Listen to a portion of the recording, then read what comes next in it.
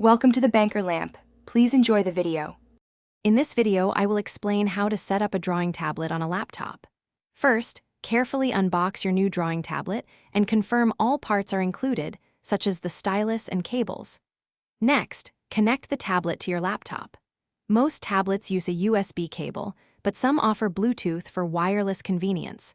Always consult your tablet's instruction manual for any unique setup steps. Confirm your laptop acknowledges the new hardware connection before proceeding.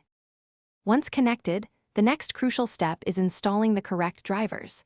Navigate to your tablet manufacturer's official website and download the most recent drivers compatible with your operating system.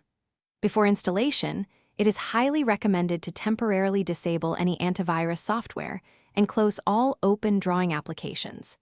If you have drivers from a different tablet installed, uninstall them first.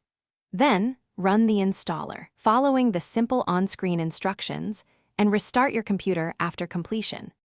After restarting, open the newly installed driver software or the tablet settings panel. Here, you can personalize your drawing experience. Adjust the pen's pressure sensitivity. Many tablets offer up to 8,192 or even 16,000 levels of pressure. Customize the tablet's physical buttons and the stylus buttons to your preferred shortcuts. You can also map the tablet's active area precisely to your laptop screen for optimal control. Finally, it is time to test your setup. Launch your favorite drawing software, like Photoshop or Clip Studio Paint, and confirm the pen and tablet respond as expected. Draw a few lines to check that pressure sensitivity is fully functional. If you encounter any issues, try restarting your computer and double-checking all cable connections.